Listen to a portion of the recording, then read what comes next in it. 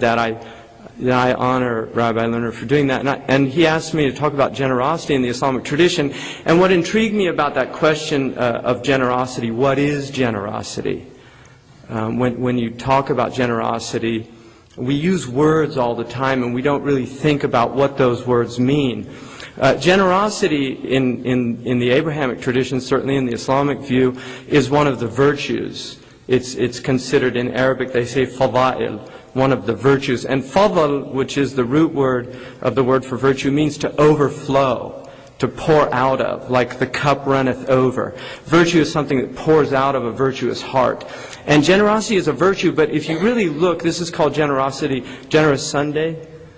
The virtue of generosity is not a cardinal virtue in the Islamic tradition, and it's neither in the traditional Christian, and many of the Jewish ethicists would agree with this also. The cardinal virtue is actually courage.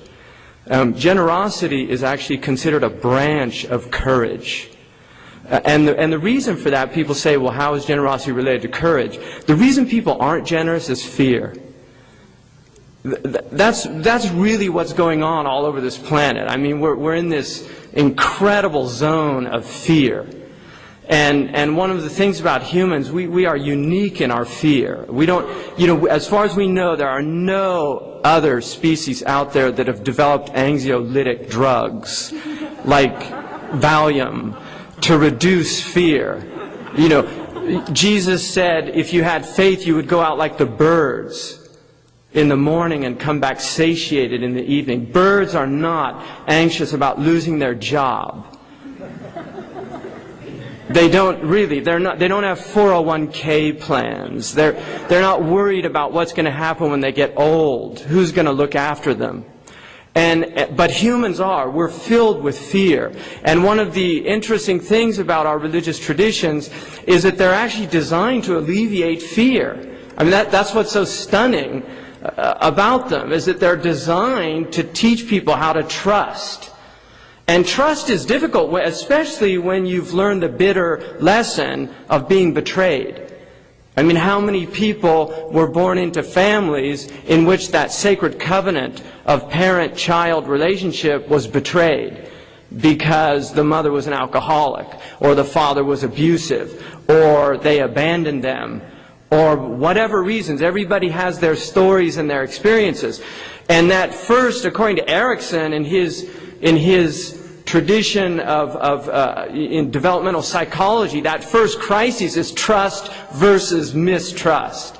Doors always open. So in the Islamic tradition, generosity is related to courage.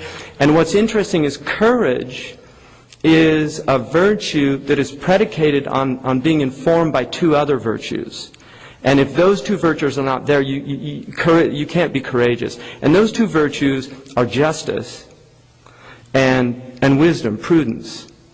And that's why a plan of generosity is actually a courageous plan, but it's also a just plan, and it's a prudent plan.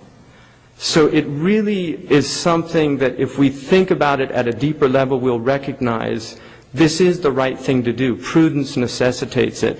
One of the traditions about the Prophet Muhammad, and I would really recommend, because he, I believe, is one of the most defamed people in the West. People, 1 billion point something, revere and love the Prophet Muhammad. He's worth learning about in the same way Buddha is worth learning about. I mean, when millions of people look to a figure as a source of guidance, it's just a wise thing to know something about those people, really, because it helps you, to know something about Moses, about Jesus, about Muhammad, about Buddha, about Lord Krishna. All of these traditions help us understand each other better. And one of the things that really is so striking about studying comparative religion, which is what my degree was in, is that the more you learn about these religions, I have found, the more you come to respect them. There are millions of people. The Prophet Muhammad said, human hearts were made to incline to love those who do good to them. That is a statement about human nature. that human hearts incline. جُبِّلَتِ الْقُلُوبُ عَلَى حُبِّ مَنْ أَحْسَنَ إِلَيْهَا. Hearts are made to love those who do good to them. And I have traveled all over the world. I've lived in the poorest countries on the earth. I lived in Mauritania. I lived with Bedouin in the Sahara. And what I've noted is if you treat people with dignity, they tend to reciprocate. I have rarely found that principle to be not true. Every once in a while you meet people that just, they've got a problem, and you're not the problem, you just happen to be the object of the problem at the time. But there are people out there like that, and you're going to find them. But being honoring people, and the word in Arabic for generosity, there are actually several words. The Arabs are very generous people, even with giving the word generosity different words. The Arabs, one of the words that they use, and the most important one, is called karam. And the word karam, the root of it, karama, means to be honored. And karama, which is human dignity, is the same word for generosity.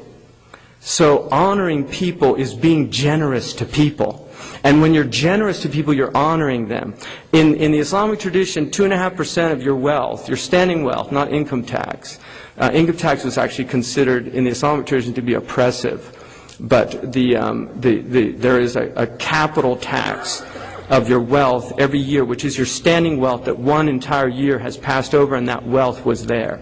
You're obligated to give to the poor 2.5% of that wealth, every Muslim. Farmers and pastoral people are obligated to give 10 to 5%, depending on their circumstances, of their agriculture and their livestock to poor people. Now the reason for that, according to the Islamic sages who commented on the Quran, was in order to remove resentment from the hearts of people. Because wealthy people get wealthy off the backs of poor people. And if you do not give back, it creates resentment. And in creating resentment, you create social instability. And so it's actually in the best interest of the wealthy people. This is prudence. It is in the best interest of the wealthy people to give back to those communities.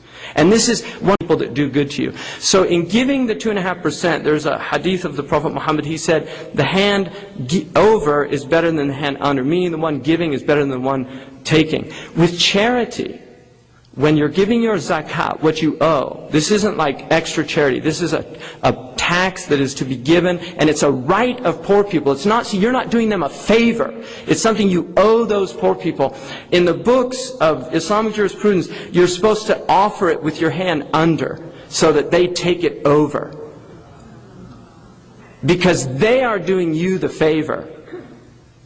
You're not doing them the favor. They are doing you the favor by enabling you to purify your wealth. Because the word zakat means to purify in Arabic. And the idea is that in accruing wealth, you will accrue wealth that is not healthy money. There's a percentage that's just going to be dishonest, or there was some, and that giving back to those poor people is a way of purifying your wealth. The same root, zakat, means to grow. So it actually helps your wealth grow. The word in Arabic for being a miser, mumsik, is the same word for constipated. Right? Really, it's the same word. The word for pure gold is the same word for meconium stool, which is the first stool a child has. Right, in Arabic, iqi, which it means pure gold. It's the same word for a baby's crap. Right, because that is ultimately what wealth is. It's fertilizer. You spread it around, and wonderful things come forth from the earth. You keep it all in one place, and a foul stench emanates from it. And that's the nature of this wealth that we've got. We've got a handful of people that are controlling the majority of the world's wealth. And it's absurd, it's obscene, and ultimately it's creating immense social instability.